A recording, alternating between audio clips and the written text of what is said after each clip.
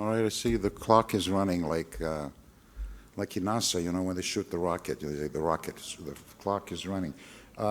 Please take your seats, and whoever wants to come in, please come in and be seated. We're going to begin now. Okay, this panel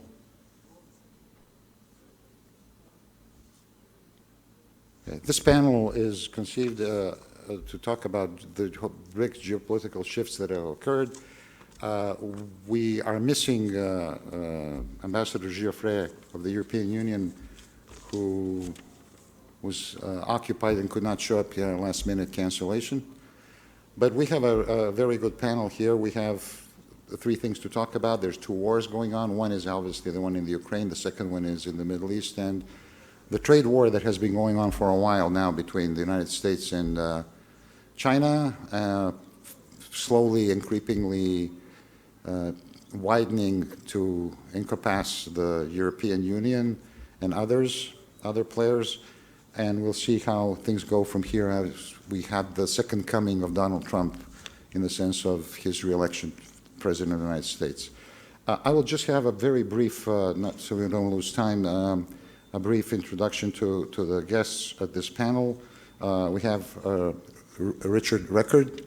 There at the very end, he has the thankless job of being the lead country economist for the Western Balkans, and he's based in Vienna, so he works for the World Bank. He's had previous other experiences, but given that the situation in the Western Balkans and the whole issues that arise here, and in terms of the European Union accession and convergence, which is lacking and is slowly turning into a backwater of Europe, I hope he has space for optimism somewhere in his heart. Secondly, I want to welcome Aaron Koreva, who is the head of the Atlantic Council in Poland, in Warsaw. He was kind enough to show up at short notice. A colleague of his had to cancel, so we're happy to have you here. He has both a Swedish and Polish descent. He roots, and he was also spent a lot of time in America. Worked for the McCain Institute in Washington, the one that Senator McCain had founded, Security Studies. And he is now in talks often on Polish media concerning Atlantic security and structures. And so welcome, Aaron.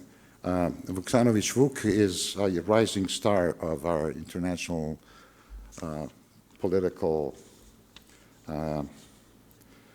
field, in the field of international relations. He has a PhD from the London School of Economics. His book is coming out now on the Serving Credit this month.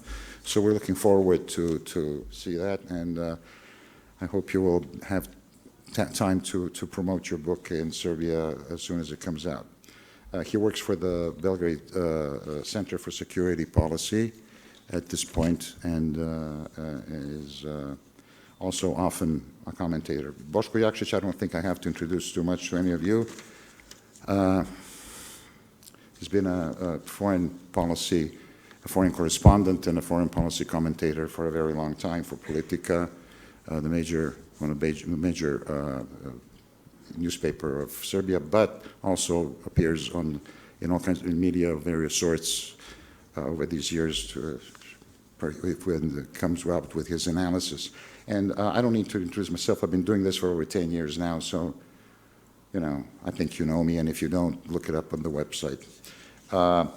Anyway, we have three topics, and what I am impressed about is that I told Boško last night when we were drinking beer, I said, Boško, better turn on the television tomorrow morning, because who knows what's going to happen and what we're going to have to comment on, because things are moving at such a speed and in some incredible directions that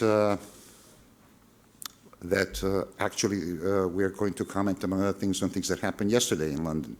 So, but before that, let me just have a brief introduction to the first topic. Obviously, it has to do with position of the United States, Ukraine, Europe, and of course, the Russian Federation. And the war in the Ukraine is the first topic, but the war in Ukraine really reflects relations between all these entities. And I was thinking about this and this big rift now, and this shameful meeting in the White House, where actually Zelensky was ambushed and was really pummeled and was trying to humiliated. And on top of that, to add insult to injury, they asked him to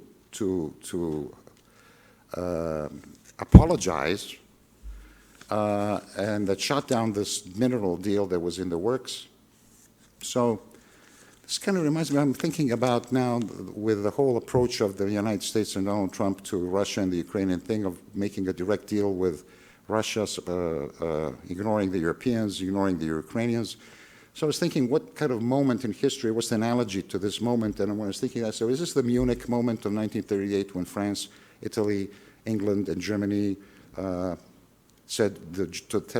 the Germans, you can have Sudetenland?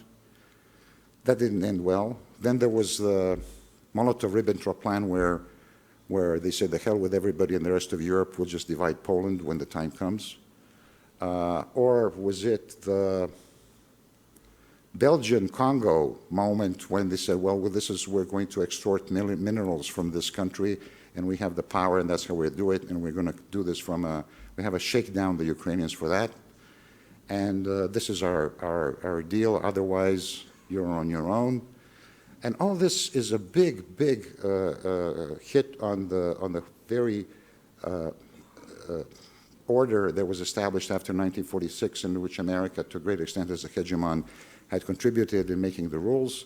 And so Rory Stewart, who some of you might know, who is was a British minister in the Johnson government, but also a Tory and a thinker, said 80 years of American history in terms of being the founder of the Alliance, the leader of the Alliance, the leader of the free world, and caring about people who are poor in terms of US aid and who need help is gone. And we're starting in a new world. So with that said, I don't know how much any of these people on the panel agree with me, but I'll start on from there, and I'll start with Aaron, who's representing the Atlantic Council. So please, let's have your thoughts. On those topics, or in general?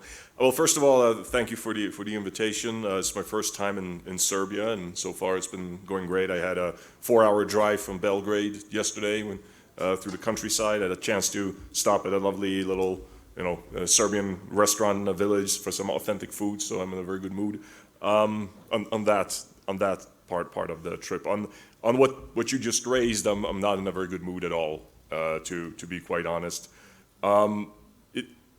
it's sort of not only is it bad, the latest moves by the United States government, but it's also like it's sort of hard to comprehend what it's sort of like you cannot understand it based on what it is they say are the stated goals here, because if you go back to the early statements of President Trump during the inauguration, how he said that Putin is an obstacle to peace, how he sent out people like General Kellogg with immense experience, people like Marco Rubio who are trusted by the Europeans to, test the water, see where things are, and the blueprints for a smart solution were sort of there. Like, we cannot retake the lost territory right now without committing American and European troops into the fight. That is something that we're not going to do. So in that case, you try to freeze the contact line, and you make sure that there are European peacekeeping troops there. And simply because Trump is absolutely right when he says that it is finally time for Europe to take the lead in handling its own security. But as Marco Rubio outlined in his speech to the employees of the State Department, which is available on the website, European security, I'm paraphrasing here, this is not verbatim, but European security will be handled by Europeans. Within them has to be an American backstop. America is the backstop. Why does America have to be the backstop? Because number one, there are certain capabilities that only the United States has. It's going to take Europe I mean, I'm being optimistic here. I'm not a military analyst, but I mean, it's going to take Europe at least a decade to develop those things that the United States possesses. I'm talking about everything sort of everything that all the supplying, all the ways of handling a military operation. And two, let's be frank, Russia does not want to tangle with the United States. That's peace through strength. That's deterrence. So you have the blueprints there, and then instead of just doing that, because the willingness of the Europeans was there, off we go on this strange, I don't know what, the crazy attacks on Zelensky, calling him as if they were taken from the Ministry of Truth in Moscow, and then this meeting, which again, like, twice did a foreign leader, Macron and Starmer, correct Trump when he was saying things that were not true. I know we live in this strange era of, well, it's a matter of perspective. No, truth, falsehood. Vice President Vance didn't feel the need to attack them, but for some reason he attacked Zelensky. And now you have a situation where basic trust in the United States is at a low point. And how exactly is this supposed to lead to peace is perplexing, because when Trump says, well, it didn't work with Putin because he didn't respect Obama and Biden, he's going to respect me. I mean, again, this is just blatantly false. As Zelensky pointed out, they signed ceasefire agreements with Russia, 20 of them, and 20 of them the Russians violated. So unless there's a ceasefire agreement saying to the Russians, because they're the aggressor, they started the war, let's not kid ourselves, ceasefire or else, there is no ceasefire. The definition of insanity is doing the same thing over and over again and assuming that the outcome is going to be different. Einstein didn't actually say that, but he might as well have, because it's a very good quote. The mere fact of having Trump sitting in the White House does not deter Russia. I don't know where he has that idea from. So I can go on forever on this, but my point being is that if the way of solving this with the European force with the backstop, that would have created some sort of end to the fighting in Ukraine. It would have raised the European profile or not profile, but the Europeans would have finally taken responsibility for their own security. This would have been a win for Donald Trump, and he's simply undermining his own stated goals for no real reason whatsoever. I know we got to move on, but I mean, if we can delve into the whole like reverse Kissinger thing, with this, I can address that later. That's pie in the sky thinking. But bottom line is, it's not only bad, it's at the point where we don't even understand it. Thank you, Aaron. I think you hit on a good point, and that's what was lacking in my introduction that I wanted to come back to. I think everybody knew at this point with the new administration, and even if Biden or Kamala had been elected, Harris had been elected, I think there was time to shift to some kind of a deal and to stopping the war. I think that administration too would probably be looking in that direction, because obviously it's a no-win situation for anybody over there, and the ceasefire would be a preliminary thing to working out some kind of a deal. What I think was shocking was the fact that Trump and his crew kind of gave everything away to the Russians before the negotiations started, which is something in my diplomatic experience is something you do not do. You fail 101 in diplomacy if you do that. So that was a little strange. But I agree with you that this would have been the layout of some kind of a blueprint for a ceasefire, and then a negotiation would have been the right way to proceed, probably. Okay, Vuk, next.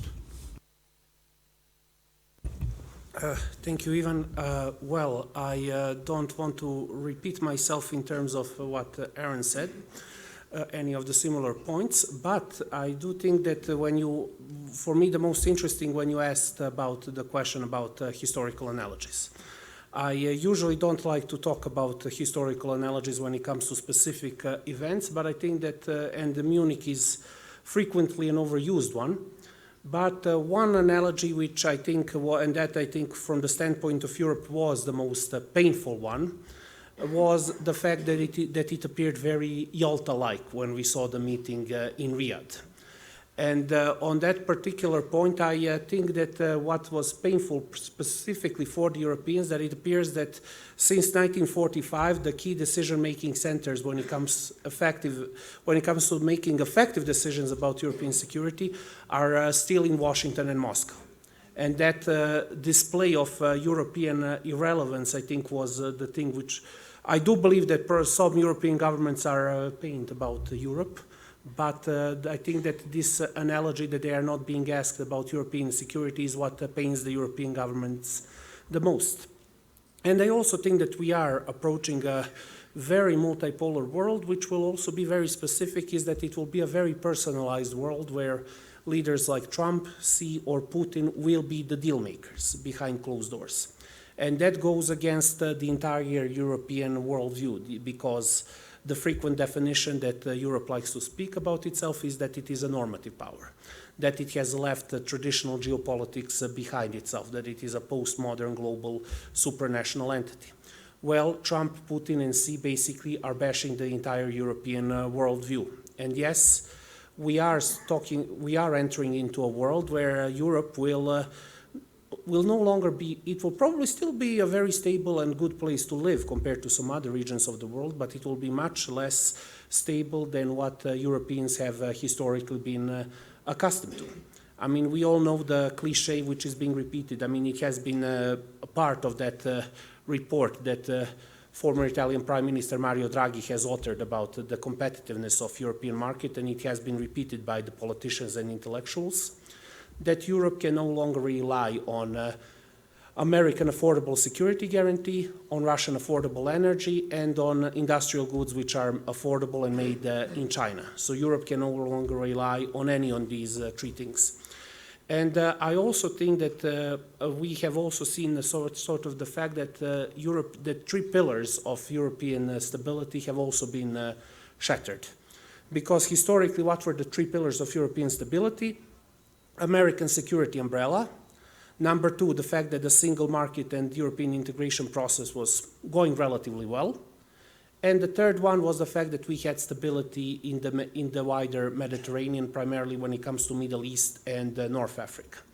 However, we are seeing that Europe has grown too big in order to effectively manage itself with the diverse European interests. So the new European bargain, we will see how it will look like in these challenging times. Number two, the fact that now Europe will have to take care of its own defense. And number three, which we saw a glimpse back in 2015 of the migrant crisis, and Europe is faced with a structural problem of a demographically boom in an underdeveloped sub-Saharan Africa, which will be one of the most defining challenges for Europe in the age where migration is becoming the hottest issue in the domestic politics of many of the Western countries. And these are my very pessimistic takeaways when it comes to geopolitical fate of Europe.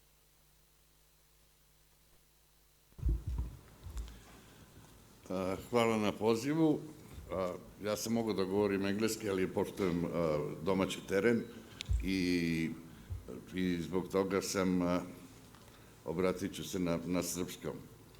Dakle, ovo što se događa u posljednje vreme na jedan način gotovo dramatičan pokazuje ono što smo mogli da vidimo kod Donalda Trumpa i u prvom mandatu, a to je jedna ogromna količina prezira koju on iskazuje prema evropskim partnerima i partnerima u NATO-u, i to je apsolutno u velikom kontrastu sa svim onim transatlantskim partnerstvima koje su negovali svi američki predsjednici pre Donalda Trumpa.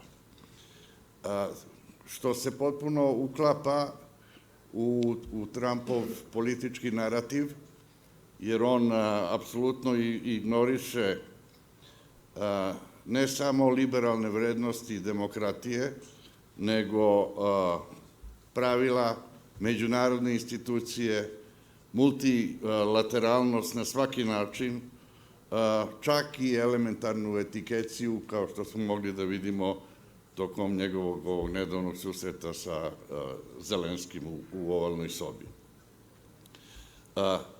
Počelo je od onog bizarnog ali bahatog govora potpredsjednika J.D. Vansa na Minhenskoj konferenciji, nastavilo se susretom šefova diplomatija Rusije i Amerike u Rijadu, a sada apsolutno čini mi se da možemo da svedočimo da se Trump mnogo lakše sporazumeva sa vlastodržcem u Kremlju nego sa saveznicima iz Evropske unije i NATO-a. Na taj način puca transatlantsko savezništvo koje se suprotstavljalo autokratijama sa istoka i očigledno je da preti slom bezbednosne arhitekture demokratskog zapada koja je uspostavljena u vremenima posle Drugog svetskog rata. Čini mi se da eri započetoj padom Berlinskog zida dolazi kraj. Nije ovo prvi put da ima velikih turbulencija sa dve strane Atlantika.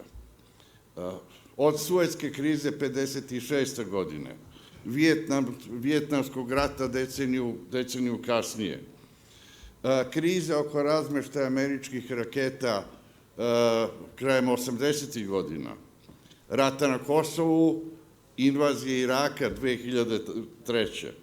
Dakle, znali su i tada Amerikanci da dejstvuju unilateralno, ali Evropljani su sve vreme verovali da su SAD posvećenije i posvećene njihovoj bezbednosti. Čini mi se da to više ne možemo da kažemo. Dakle, manje od mesec dana nakon što je predsjednik položio zakletvu, SAD su otvoreno saopštile da neće plaćati za očuvanje mira u Evropi. Kako je Trump rekao, nećemo dozvoliti nikome da od ujka sama pravi ujka na ivčinu.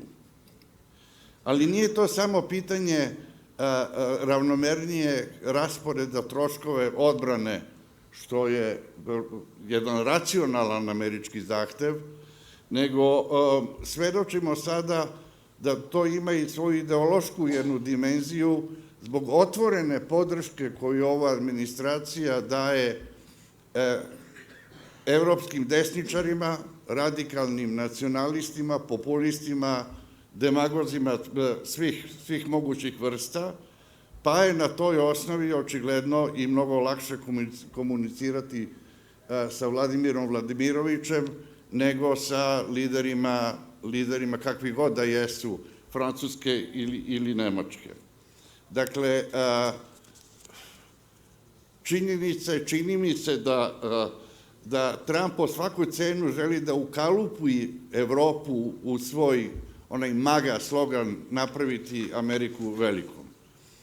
Trump je taj svoj marš potčinjavanja iz geopolitike prebacio u finansijsku ravan.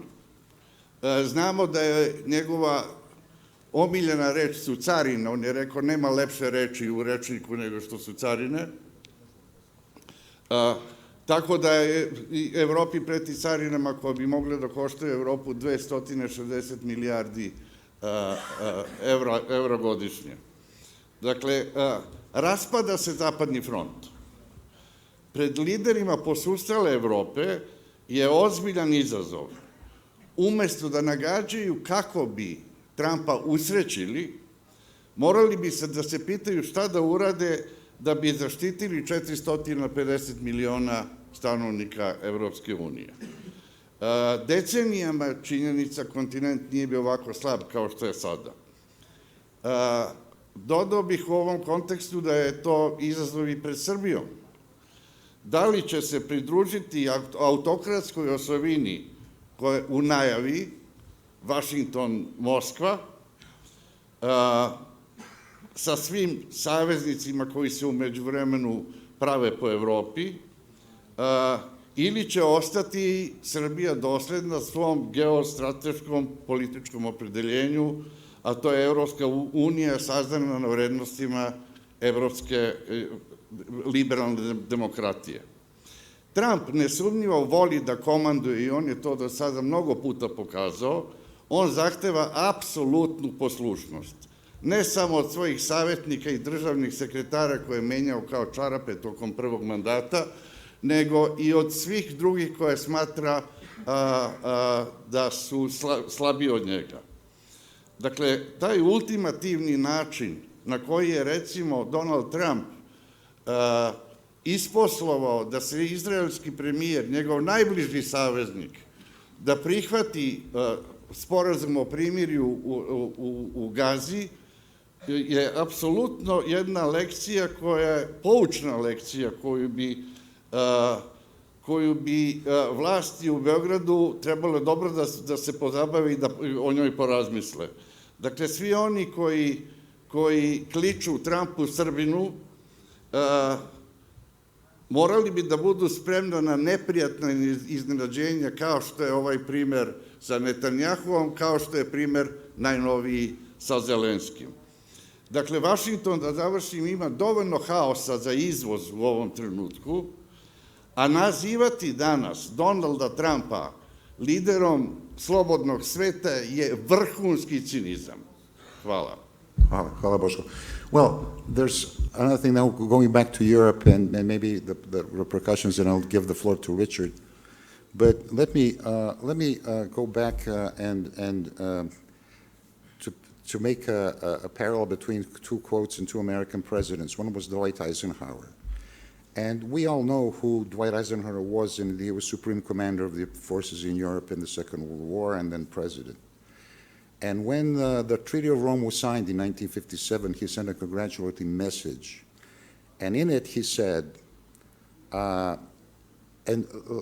if you read the history of that period, there was some complaints from Treasury and Commerce in the United States, are we making a rival to ourselves? And he said, no. The State Department, National Security Council, Pentagon, everybody said, no, this is a good thing. So when the European Union, when the treaty was signed, he sent a message in which he said, this is historically the greatest event, maybe even greater than the victory in the Second World War. Those were Eisenhower's words. A few days ago, we heard Trump say, the EU was made to screw us, okay? So there's this animosity, there's this transformation in those very words. So the question now is, and perhaps we can maybe look at some of the economic ramifications of the policy. Obviously, there's going to be a demand for a higher defense spending, maybe for 3%. And NATO has just reached 2% on the average. Another percent there. There's probably going to be demands in Europe for more military spending on its own and support for the Ukraine. There's probably going to be the idea of EU integration of the Ukraine. The estimate was $190 billion on the part of the European Union. So how is all this going to play out, Richard, according to what you've been looking at and the numbers you've been looking at? Okay, no, thanks, Ivan. I mean, first, the sort of prerequisite, I think it's fair to say we don't really know, right? There's so much uncertainty in the world. It's very hard, but we can try and sort of think through some different scenarios, look back on past experiences, and certainly, I mean, the World Bank, our job is to help emerging market and developing economies sort of understand the world and make the best choices. So maybe in that vein, we can perhaps sort of make a few estimates, although, as you know, we never really know. I mean, firstly, this the Western Balkans is a very open region, right? This is a region that trades exports and imports over 110% of GDP. That's unequivocally good. It brings opportunities to engage with the world, investment, FDI. We just heard the Minister of Finance talking about that, bring technology and so on. But of course, it also comes with risks and vulnerabilities when there are shocks that can be imported. Something like 60% of the Western Balkans exports go to the EU, much smaller shares directly with, say, the US and China, but there's substantial indirect effects, right? So I think when we look at these shocks, it's not so much what does it mean for the Western Balkans, but what happens to Europe and the EU, and how does that play out here in terms of public expenditure, in terms of trade, in terms of growth, in terms of economic opportunities, and how can the Western Balkans sort of navigate through that process to the best possible way. I mean, since this is an event organized by the Serbian Association of Economics, maybe it's fair to, or of economists rather, it's fair to use a little bit of economics, and I think it's useful to think in terms of price effects and income effects. So in terms of the sort of shocks, particularly around tariffs and changes in public expenditure. I mean, firstly, when there are lots of scenarios going around about different tariffs with various parts of the world. It's hard to know exactly what will happen, but certainly in most cases, if you do simulations and we see some increase in tariffs of say 10% on the world, given what we've seen in the past, that definitely has a direct impact on growth in Europe. It would probably knock something like 0.2% of GDP off growth in the Eurozone this year, off numbers that are already not particularly high, barely getting above 1%. So fairly sizable. If you add in retaliation, which from an economic perspective doesn't make sense, but from a political perspective is perhaps inevitable, then the shock gets a little bit bigger. What's interesting is our estimates is that developing economies are probably a little bit less affected, given that they're somewhat off the radar with tariff scenarios. Probably not a massive direct price effect in the Western Balkans. It's much more on the income effects. And we know, the Western Balkans is closely integrated into supply chains, production chains that are centered in the EU, meet final demand in various places around the world. What we worry much more is less about the tariffs and the price effects and more about possible income effects. And that's what we've seen in the past when there's uncertainty with tariffs. Investors start waiting on key investment decisions. Okay, well, let's not go ahead with that investment, that plant, until we have a little bit more certainty. A few of those decisions start snowballing, and we suddenly find we have a major slowdown in investment. That starts to have a much bigger impact on growth and possible opportunities. Maybe just a sort of prerequisite, I mean, you talked about sources of optimism.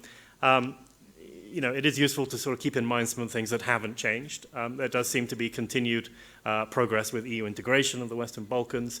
Now, maybe there's not going to be a huge amount of money to go with that if we're going to see a shift in European public expenditure towards defense at a time when fiscal burdens are already very high. We've seen high levels of debt, large deficits.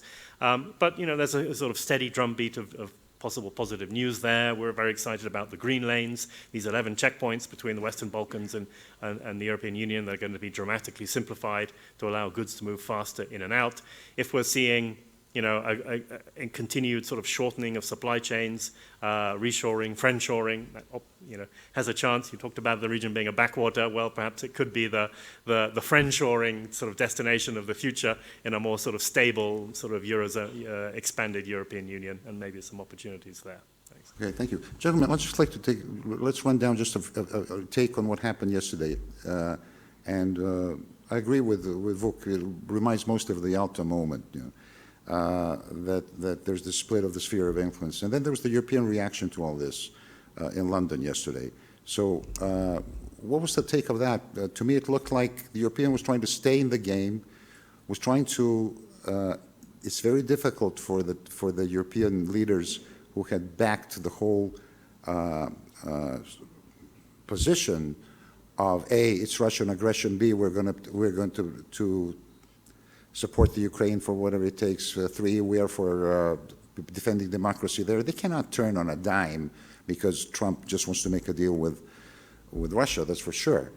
But what is the take on their meeting and what they were saying? And then in the end, they said sort of, well, yeah, but we want the United States back in somehow to mend this rift that was seen on television. Can I have a quick take? How about you, Aaron? What did you say to what happened yesterday in London?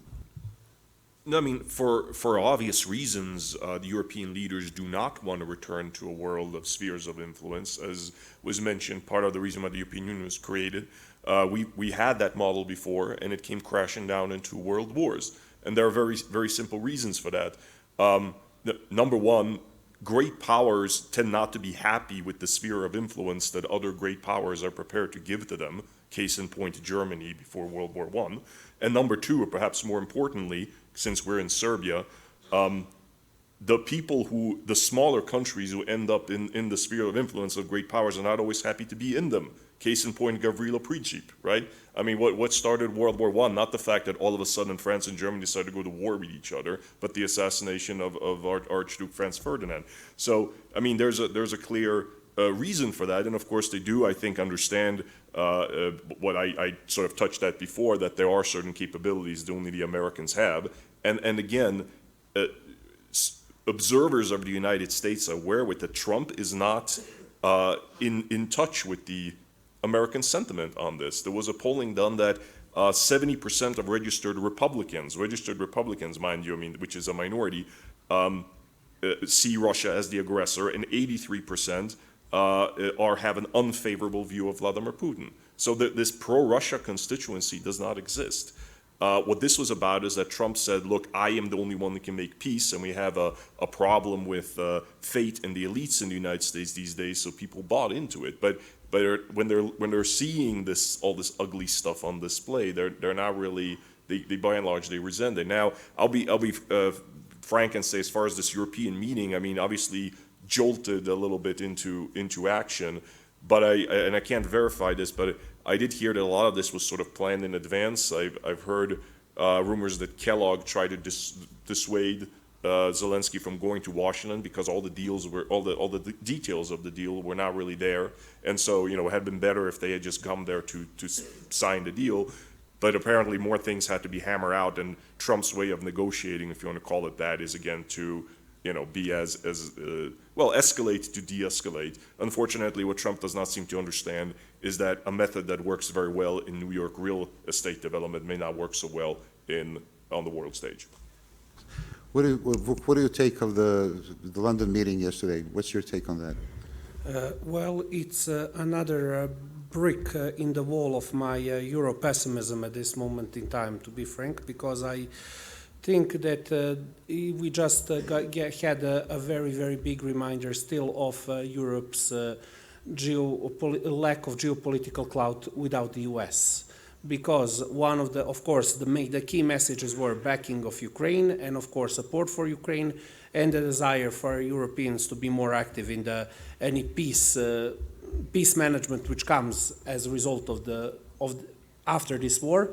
But at the end of the day, almost every public statement by the leaders kept saying, we will continue working with the Americans. So a paradox in the essence. A meeting which was held precisely because of the crisis where the Europeans can no longer rely on the Americans, and yet one of the final statements still say we have to rely on the Americans. So I still think that the European leaders still haven't grasped their head around the very ugly reality. And I also think that, yes, one of the inevitable outcome, long-term outcome of this process will be Europe rearming itself in order to have an independent fighting force. But at the same time, Europe will also have to do something before that, which is reindustrialize. But the price of reindustrializing will also mean for the next 10 years that a lot of the resources will have to be out of the European social basket. And that will have all sorts of ramifications in European politics, primarily because the population is already unhappy with the incumbents in Europe. And of course, once you start taking away what Europeans are particularly proud of, their social welfare system, that will create a whole set of other problems. So yes, Europe definitely has to embark on this path, and it would have to embark on this path sooner rather than later, irrespective of Trump. But it will be an ugly and not so pleasant path to take. Boško, you want to have a sentence? Pa stiče se utisak da bi 2025. godina mogla zaista da uđe u istoriju kao godina velikog preloma u globalnim odnosima. Dakle, sve ovo što se sada događa, ne samo ovaj jučerašnji sastanak u Londonu, ja ne mislim naravno da su Evropljani, pa neće da proglašavaju rat Amerikancima, nego kažu na kraju da hoće da sarađuju, što je potpuno normalno. Ali ono što je važnije, da se Evropljani sada okupljaju na jedan način, ne samo po pitanju naoružanja. Evropa je zaostajala i ekonomski, naročito tehnološki, novim industrijama u odnosu i na Ameriku i na Kinu, i Evropa je sada, pošto je dobila šamar u stilu kao što je svojevremeno dobila od onog bivšeg američkog sekretara za odbranu Rumsfelda, koji je govorio pežurativno o staroj Evropi. Ta stara Evropa, koja je danas starija nego pre jedne decenije, očigledno se budi. I ta svest da Evropa mora sebe da obezbedi sopstvenu jednu jaku poziciju u svakom pogledu, Naravno da je to otvaranje jednog dugog procesa, verovatno i skupog, jer recimo procene su samo da je neophodno barem 400 milijardi evra ulaganja u naoružanje da bi se koliko toliko uspostavio neki balans. Ali ovo početak tog procesa koji je neizbežno i on je nametnut arogancijom Donalda Trumpa. Dakle, Evropa nema drugog izbora nego da na ovaj način odgovori. Okay, hvala. So now that sort of brings us to the second topic, and I think in Beijing they've run out of champagne by this time, and they're probably getting over their hangovers from all the partying they've been doing, watching what was been happening. But I think they do have concern over what is going to happen in terms of the continuation of the first trade war. Now, the analysis by economists have shown that the first trade war that Trump did was the only thing, it was historical, but the major historical thing about it was a historical failure, okay? I mean, it did not reduce the deficit. It did not even in the beginning reduce deficit with China. It led to diversion of trade, et cetera, et cetera, et cetera. There was a loss of consumer surplus for the Americans. There was uncertainty. There were states that lost and had to be compensated out of the federal budget, like in Iowa when the Chinese pushed back. So now he's again playing with tariffs, and we're looking at a new tariff war. Now the question is, there are all kinds of questions related to that. How far is that going to go? That's one. He's already said 10%, an extra 10% on China. He's talking about we'll do a little less than 25% on Canada and Mexico. Where does this end in that term, in those terms? On the other hand, let me add one more thing. What Biden did was continued this whole thing. He didn't go down with the tariffs, but he expanded this to the technological field. So you have actually an economic cold war against China, and the Chinese have a right to see it that way. So that it's pointed against them. So where in your thoughts, where does this end, and how does this work out? And maybe we'll start with Richard. Yeah, it's hard to say. I mean, as you say, last time when we saw the sort of the earlier round of trade tensions in, 2018, 19, we saw a lot of trade diversion. There were sort of some winners, if you like, although in terms of shifting production networks sort of away outside that bilateral relationship. Often those sort of winnings, if you like, were often wiped out by the greater uncertainty and the sort of slower pace of investment that came with it. I think maybe we know from an economic perspective that, as you say, tariffs usually result in losses of economic surplus. They come with a direct economic cost. Of course, political reasons are usually behind them anyway. I guess the real question is, what does that mean for small developing countries around the world, including here? Possibly some opportunities in that if we see a fragmentation of supply chains, we see sort of desire for major sort of companies and sort of producers around the world to have a more fragmented supply chain, which is more resilient, have more redundancy, able to absorb shocks, including changing tariffs. Then for smaller countries that maybe aren't at the efficiency frontier, there's a chance to sort of play a role in that. If we're seeing shortening of supply chains, that was already started with the sort of tariff escalation, then accelerated with the pandemic. Again, maybe that helps for countries in this region who are sort of targeting supply chains into Europe. It's no longer about the lowest cost producer, but about having redundancy and perhaps some opportunities there. What about Europe? I mean, he's threatening tariffs on Europe. Would you mention that in your earlier statement? Where's that going to go? So if tariffs happen, of course, that will affect EU competitiveness. Our estimation, it would knock a proportion of growth off. One more question. Is the United States going to try to push Europe in terms of expanding this kind of trade war between Europe, sort of getting Europe into this trade war with China or technological war with China? Is that going to happen? I mean, that is difficult to say.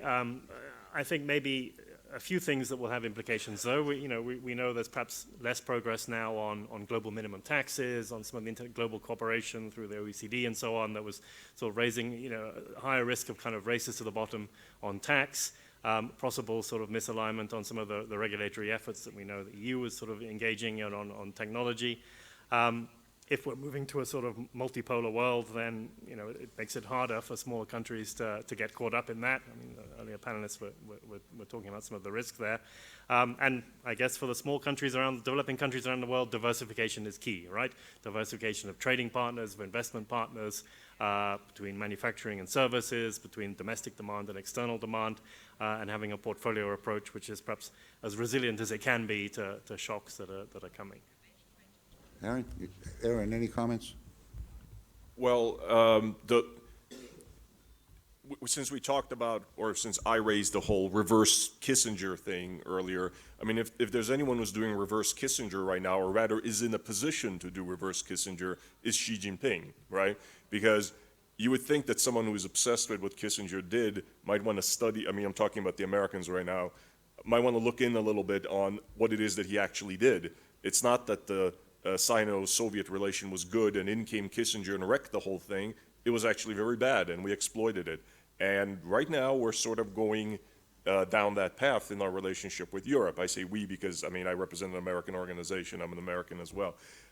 The sort of slogan of this administration is common sense. The problem is we're not seeing a lot of that right now. On the one hand, we Americans want the Europeans to spend more money on defense, apparently, and all that with Russia. But on the other hand, we want them to join us in our trade war against China, which is going to put a strain on European economies. So we want them to spend more money and put a strain on their economies, and at the same time, we just hurl insults at them. So again, I don't see much common sense there at all. Obviously, the proper strategy here is, or let me put it this way. I mean, if there's one thing that you could, I often repeat to Europeans is that I am not sure that everybody in Europe has caught up to the fact that how united the United States is in its opposition towards China. If there's one thing that there is broad unity on, you mentioned Biden continuing, is the fact that China is a problem, we need to deal with China. Okay, great, that's by and large true. However, of course, why would you want to take 330, 40 million Americans up against, 1.5 billion Chinese? It would be so much better if you would take Americans and Europeans together against China. Smart people in the United States understand that in any kind of confrontation with China, we don't necessarily expect the Europeans to send a lot of military over to the Asia Pacific, but we do expect the Europeans to put its economic weight, to swing it together with us against the Chinese. Now, of course, in order to do that, you need to have trust and you need to not have a trade war with Europe. So fighting a war on all fronts is usually a bad idea, and this trade war thing looks like it's going on against everybody. Europe, China, Canada, Mexico. The United States may be a superpower, but this is not a common sense strategy, not at all. Thanks. Anybody else? Vuk, you want to say anything? Or you want to skip? Yes, well, in the new world, of course, for the past 5 years, I would say, going perhaps a little bit longer during the first Trump term, Europe saw this very, very nasty reality of being squeezed in between the American and the Chinese superpower. And of course, back then, the approach of the Trump administration has been Europe cannot assist us when it comes to military containment of China, but it can help us in terms of geo-economic containment. That means when it comes to access to key technologies, export of dual-use items, confronting the standards which govern Chinese infrastructural projects, voting in the global economic institutions in a way that Chinese voting bloc does not become overly powerful. These were the areas where Europe could have lended a hand to the Americans. Now, of course, for the Americans, when it comes to the containment of China, the priority will be alliance with Japan, this on and off partnership with India, but also engagement with South Korea, Vietnam. And that, of course, in the mind of someone like Donald Trump, puts Europe on the back burner. But as a result, I think that what we might potentially be seeing from Europe is that when they are dealing with an administration which tries to hustle them or at least strong-arm them, then they will probably be slightly doing some form of hedging their bets with the Chinese. At least not fully eliminating all the differences, but toning them down. So I expect that going down the road, China will be a potential contention point between the Americans and the Europeans, where the Europeans will be saying, well, we cannot burn all of our bridges with the Chinese. And so that will be one of the structural sources of tension in this among the transatlantic powers, irrespective of who is in the White House. This might have even the potential to survive Donald Trump's second term. Boško? Jedna od veoma važnih dimenzija američke spoljne politike ili Trumpove spoljne politike, ja bih je nazvao merkantilna. Dakle, Trump sebe voli da opisuje kao maestro dilova, koji će mu, nada se, doneti Nobelovu nagradu za mir, i on je to radio i u prvom mandatu. Dakle, mi možemo već da govorimo o kontinuitetu tog pristupa. Setimo se i njegov takozvani posao veka za Bliski istok, mislio je da će rešiti probleme Bliskog istoka tako što će uložiti 50 milijardi dolara i na taj način pacifikovati hronično najnestabilniji region sveta. Setimo se Vašingtonskih sporazuma, gde je on zamišljao normalizaciju između Srbije i Kosova preko ekonomske dimenzije, da će ekonomija srediti stvari. Pokazuje se da to ne ide. Dakle, narcisoidan kakav jeste, on taj pristup, bez obzira na neuspeh ova dva primjera, nastavlja sada i u drugom mandatu. Njegov dogovor sa Putinom ima jaku ekonomsku dimenziju.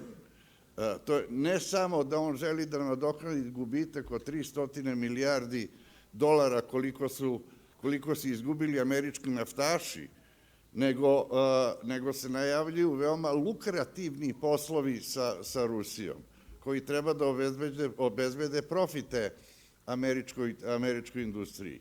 Istovremeno, veoma važna dimenzija tog sporazuma sa Ukrajinom je onaj zahtev Ukrajini da preda polovinu svojih resursa retkih metala. Trump kaže da će na taj način se otplatiti troškovi rata i pritom još jedan puta govori neistinu, zato što on govori o ugovoru od 500 milijardi, a maksimum troškova koje Amerika do sada uložila u Ukrajini je negde oko 120 milijardi, što jeste mnogo, ali je neuporedivo manje od ovih 500. Taj njegov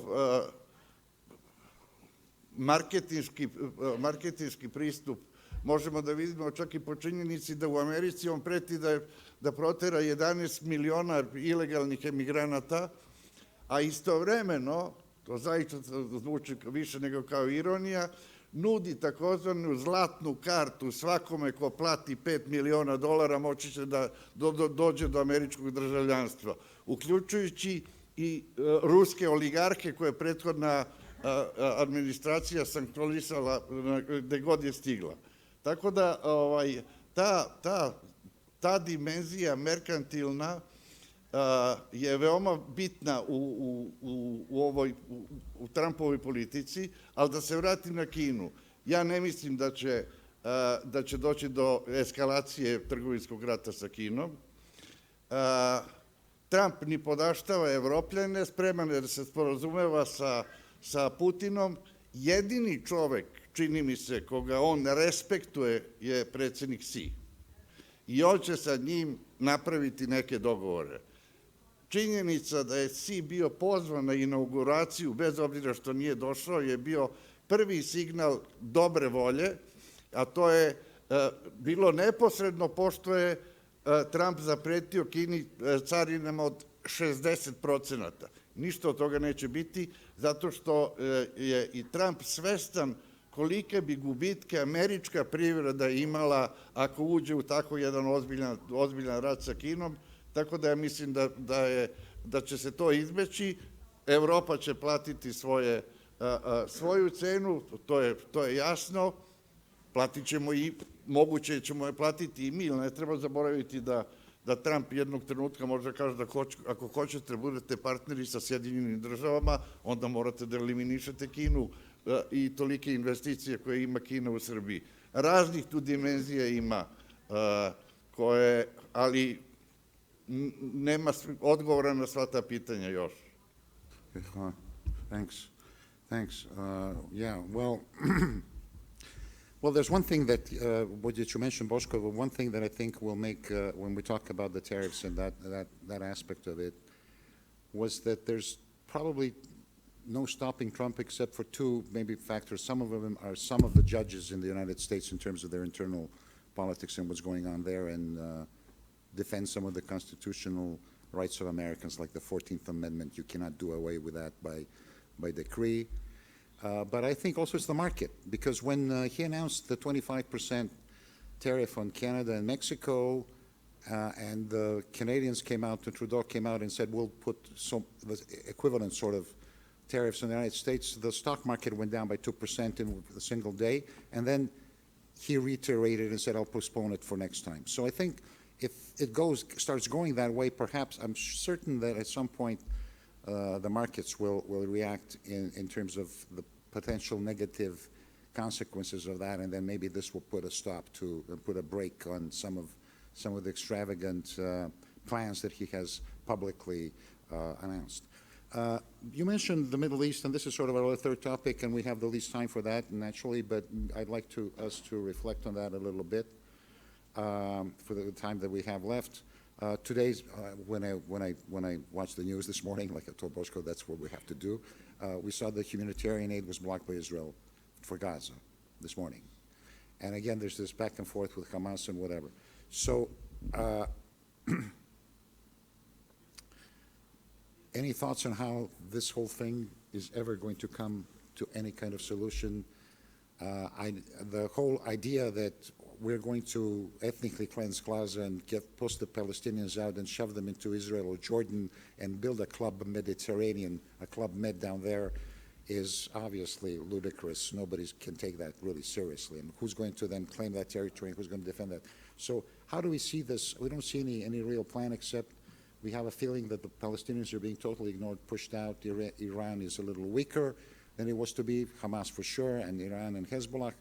But then how does this all end? Any thoughts? I'll start with Aaron. Yeah. We're trying to discuss seriously I saw this video of the AI-generated Gaza with a golden statue of Donald Trump. It's like, again, if somebody had made a movie about this time, and written that into the script, people would say, no, come on, there's never a U.S. president's going to do that. Here we are.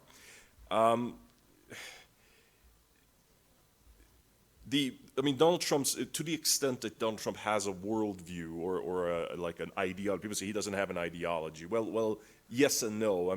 The ideology as such is sort of a little bit like there's America and then there's everybody else, right?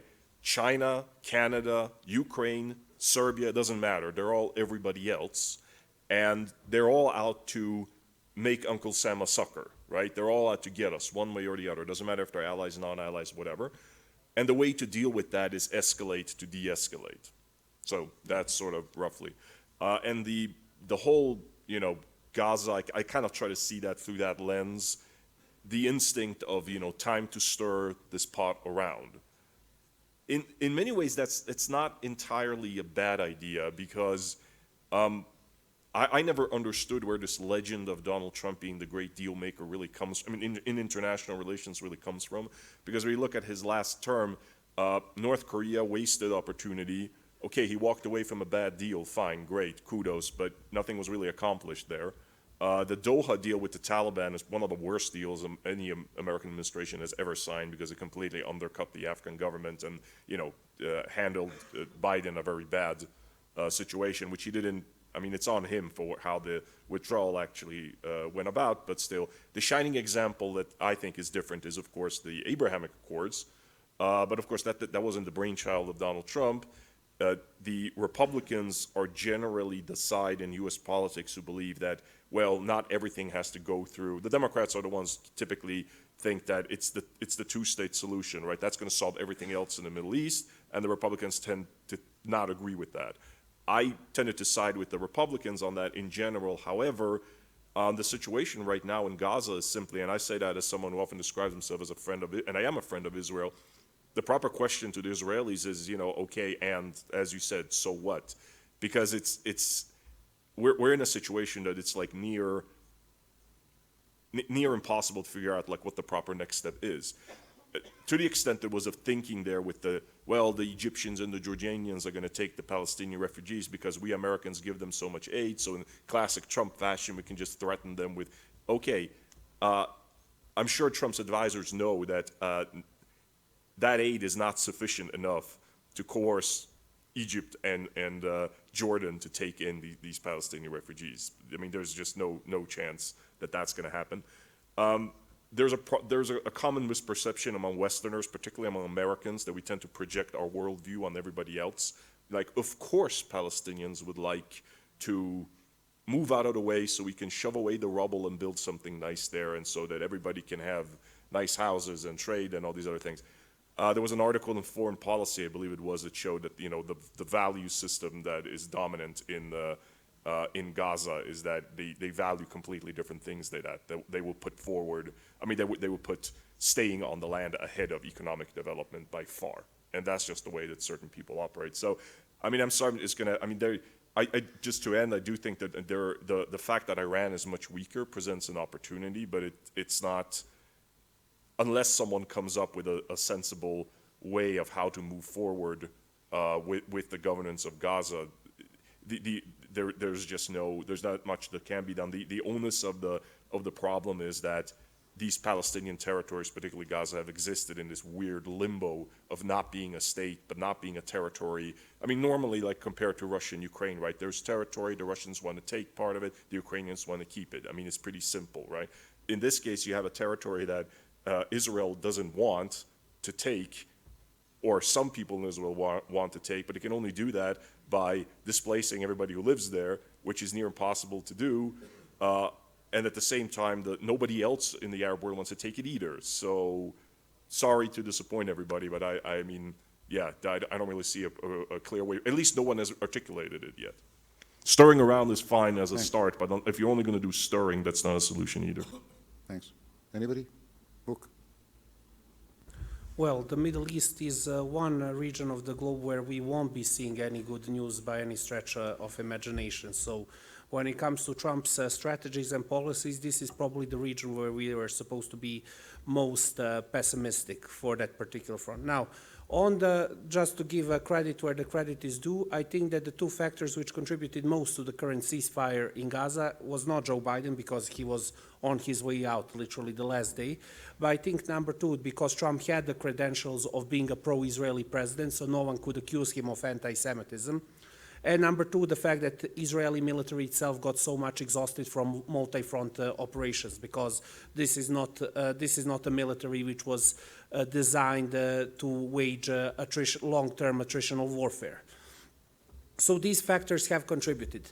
Now, the big problem is what to do with Gaza, what to do in terms of its recovery, what to do with the territory where the infrastructure is lost for the people to have normal life.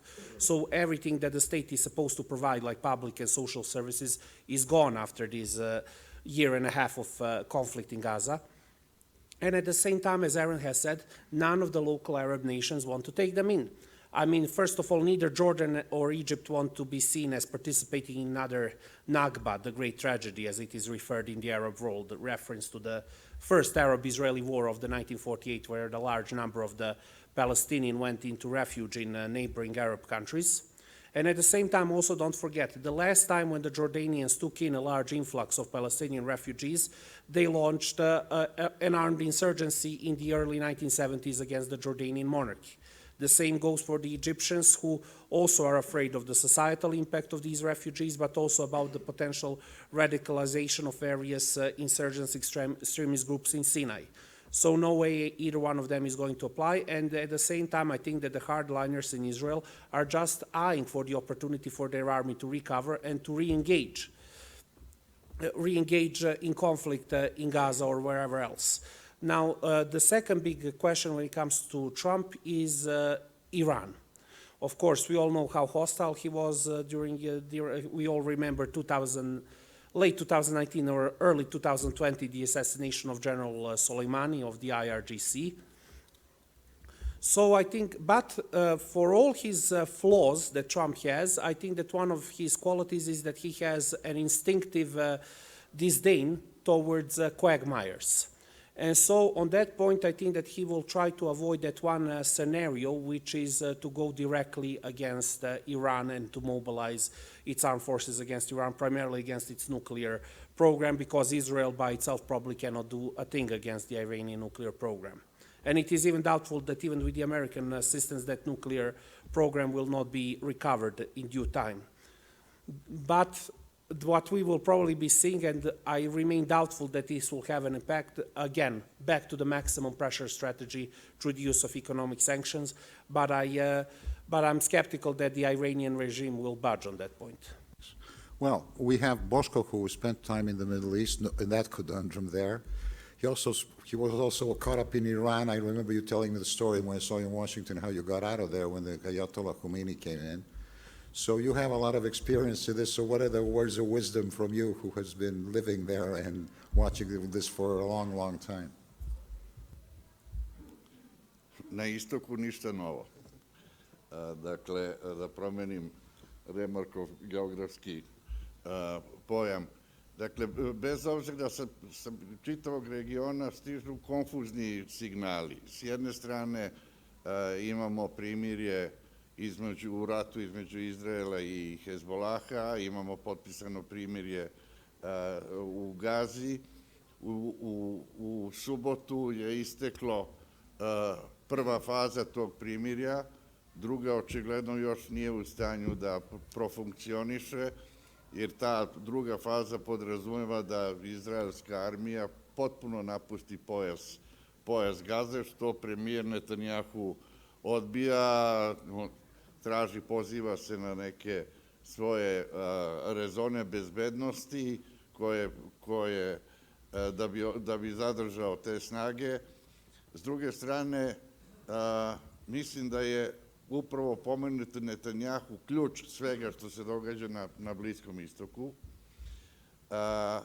Dakle, njegova vlada, koja je najdesnija vlada u istoriji Izraela, je sastavljena od militantnih cionista, radikalnih nacionalista i predstavnika ultraortodoksnih stranaka, ultraortodoksnih Jevreja, i oni svi su apsolutno protiv bilo kakve ideje dve države, Palestine i Izraela, paralelno jedna pored druge. Šta više, zalažu se za aneksiju okupirane zapadne obale, zalažu se sada za novu jevrejsku kolonizaciju severa pojasa Gaze. Dakle, to su sve stvari koje su apsolutno nespojive sa bilo kakvom idejom nekog trajnog mira.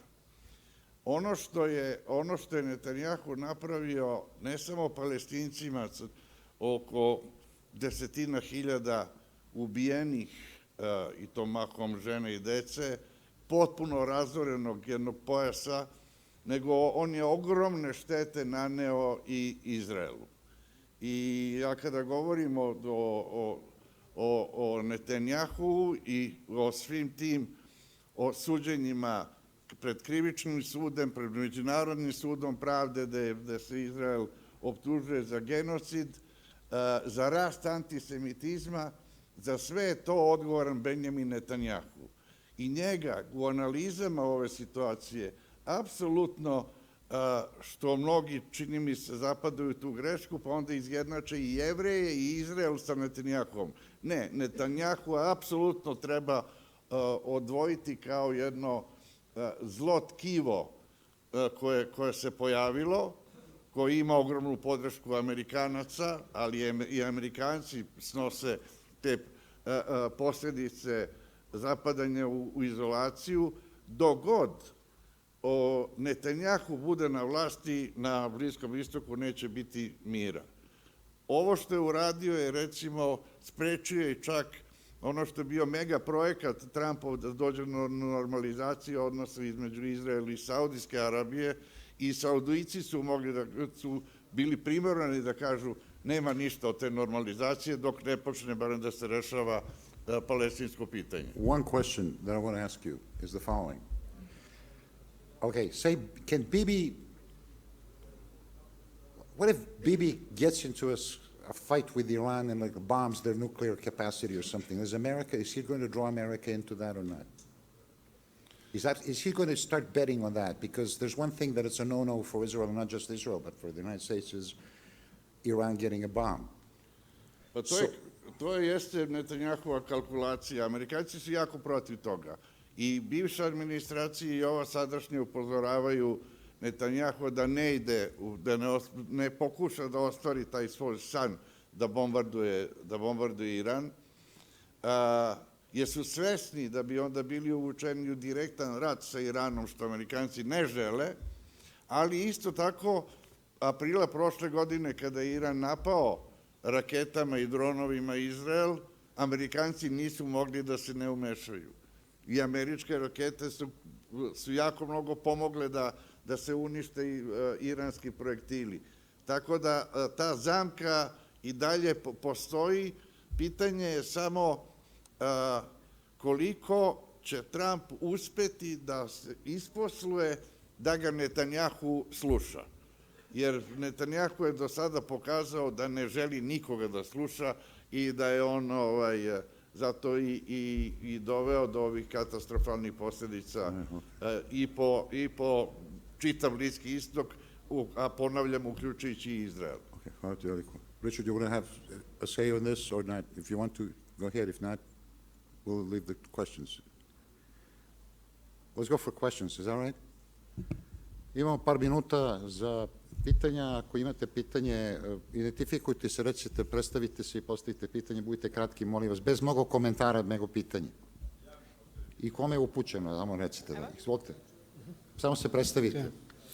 Okay, good afternoon. Milan Parivodic is here.